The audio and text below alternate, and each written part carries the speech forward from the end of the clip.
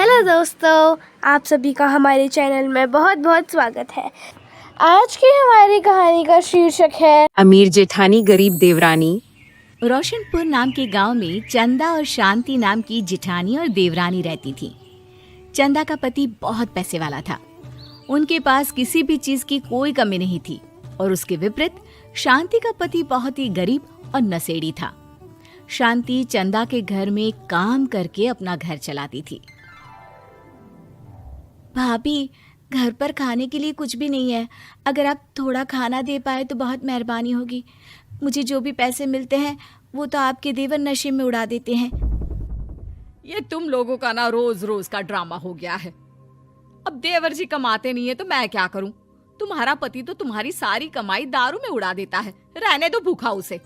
अरे ऐसे मत बोलिए भाभी, आप तो जानती ही हैं कि वो मन के कितने साफ हैं, पर इस बेरोजगारी के कारण उन्हें दारू पीने की लत लग गई है।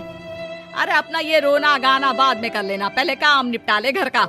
मेरा और टाइम खराब ना कर। जा गेहूं पीस ले, फिर तुझे कपड़े भी धोने हैं। शांति रसोई घर में जाकर गेहूं पीसने लगती है। पीसते पीसते कुछ गेहूं वहां कपड़ों में गिर जाते हैं, जिसे देखकर उसके दिमाग में एक आइडिया आता है। क्यों ना ऐसे ही थोड़े गेहूं मैं अपने पल्लू में बांधकर घर ले जाऊं, फिर एक बर्तन में जमा कर लूंगी और उसे पीसकर रोटी बना लूंगी। कुछ दिन तो ऐसे ही चलता रहा, मगर फिर एक दिन चंदा ने शांति को ऐसा करते हुए देख लिया। अरे पहले तो मुझे लगा तुम लोग बस गरीब हो, पर तुम लोग तो चोर भी हो। चोरनी कहीं की। मुझे तो लगता था तू गेहूं पिसती है, पर तू तो अपने पल्लू में गेहूं छुपा कर ले जाती है। निकल मेरे घर से।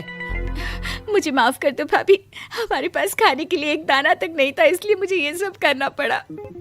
अरे तुम लोग मेरे रिश्तेदार हो, इसीलिए दया कर कर तुझे मैंने अपने घर पे काम पर रख लिया। पर तू और तेरा पति हमारे खानदान का नाम मिट्टी में मिलाने पर उतारू हो चुके हैं। आपको मुझे जितनी गालियां देनी है दीजिए, मारना है तो मार भी लीजिए भाभी, पर मुझे काम से मत निकालिए। परिवार की बात है, वरना कोई और ऐसा काम करता ना तो धक्के मार कर कब से घर का बाहर निकाल दिया होता। रोते रोते शांति अपने घर चली जाती है, जहाँ उसका नशेड़ी पति कहता है, अरे कहाँ रह गई थी कामचोर? इतनी देर क्यों कर दी? आज पैसे लाई कि आज भी खाली हाथ वापस आ गई हैं? अपने हाथ दिखा। जरूर पैसे छुपा लिए ताकि मैं दारू ना पी पाऊं। नहीं जी, मैं आपसे क्यों छुपाऊंगी, और अभी आप दारू पीने की बात कर रहे हैं, उसी कारण तो आज हम लोगों की ये हालत हो गई है। किसी काम की नहीं है तू, बिना मार खाए समझेगी नहीं। रख, अभी तेरे होश ठिकाने लगाता हूँ। रामलाल शांति को बहुत मारता है। शांति का मन दुखी हो जाता है और वो गांव के तालाब के पास के एक पेड़ के नीचे बैठकर फूट फूट कर रोने लगती है। मैंने कभी किसी का बुरा नहीं किया, फिर भी भगवान मेरे साथ ऐसा क्यों कर रहा है? मैं तो रामलाल जी की फिक्र करती हूँ, फिर भी उन्होंने मुझे इतना मारा। तभी उसे एक आवाज सुनाई देती है, रोने की कोई जरूरत नहीं है बेटी, चिंता क्यों करती हो? ये आवाज कहाँ से आ रही है? शांति अपने आसपास देखती है, उसे कोई नहीं दिखता। वो ऊपर देखती है, जहाँ उसे एक छोटी सी परी दिखती है। आप कौन है? आप तो कोई परी लगती हैं। हाँ बेटी, मैं इसी पेड़ पर रहती हूँ। मैंने तुम्हारी सारी बात सुनी। अब तुम्हें फिक्र करने की कोई जरूरत नहीं। अपनी आंखें बंद करो। शांति आंखें बंद करती है और जादुई परी अपनी छड़ी घुमाती है। उसकी छड़ी घुमाते ही पेड़ के सारे पत्ते सुनहरे रंग के हो जाते हैं। परी उनमें से एक पत्ता तोड़ लेती है और फिर से अपनी छड़ी घुमाती है, जिसके कारण सारे पत्ते पहले की तरह साधारण से दिखने लगते हैं। आंखें खोलो बेटा। लो, इस पत्ते को ले जाकर अपने तकिए के नीचे रख देना। ये तो एक साधारण पत्ता है, इससे क्या होगा? ठीक है, अगर आप कहती हैं तो मैं इसे रख लेती हूँ। शांति उस पत्ते को लेकर अपने घर जाती है और अपने कमरे में तकिए के नीचे रखकर सो जाती है। सपने में उसे वही पेड़ वाली जादुई परी दिखाई देती है। बोलो शांति, क्या चाहिए तुम्हें? मैं चाहती हूँ हम बहुत अमीर हो जाए और मेरे पति नशा करना छोड़ दे, उन्हें कोई काम भी मिल जाए। कल जब तुम सुबह नींद से जागोगी तुम्हारी इच्छा पूरी हो गई होगी। अगली सुबह शांति नींद से जागती है। अपने आसपास का नजारा देखकर चौंक जाती है। उसके बिस्तर पर चारों तरफ सोने चांदी रखे हुए थे। हे भगवान, कहीं मैं सपना तो नहीं देख रही? इतना सारा सोना, वो भी मुझ गरीब के पास। रामलाल जी को बताती हूँ, वो बहुत खुश होंगे।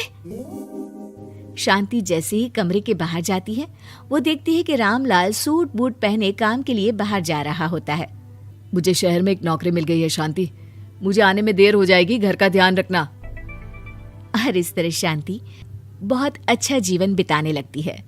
उसके पास अब किसी भी चीज की कमी नहीं रह जाती। रातों रात शांति के पास आए इतने पैसों को देखकर उसकी जिठानी उससे पूछती है, अरे क्यों रे शांति, कहीं बड़ा हाथ मारा है क्या? अचानक तुम लोगों के पास इतना पैसा कैसे आ गया? नहीं नहीं भाभी, ये सब तो जादुई परी के दिए हुए पत्ते का कमाल है।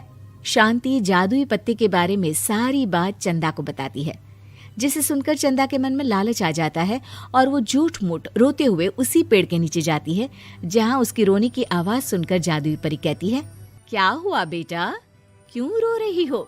मैं बहुत गरीब हूँ, मेरे पति मुझे बहुत मारते हैं, अब मैं जीना नहीं चाहती। चिंता मत करो बेटा, अपनी आंखें बंद करो।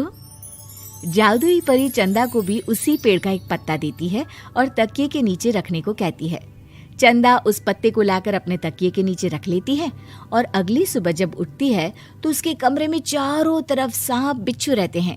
अरे बचाओ बचाओ, कोई मुझे बचाओ, ये कैसा पत्ता है जिसे लाने के बाद उस गरीब शांति के पास तो इतना सारा सोना आ गया और मेरे चारों तरफ ये सांप बिच्छू, अरे कोई बचाओ। चंदा अपनी जान बचाती हुई शांति के पास जाती है।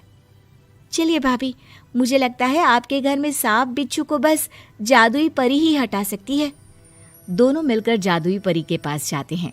ये सब तुम्हारे बुरे इरादों का नतीजा है चंदा।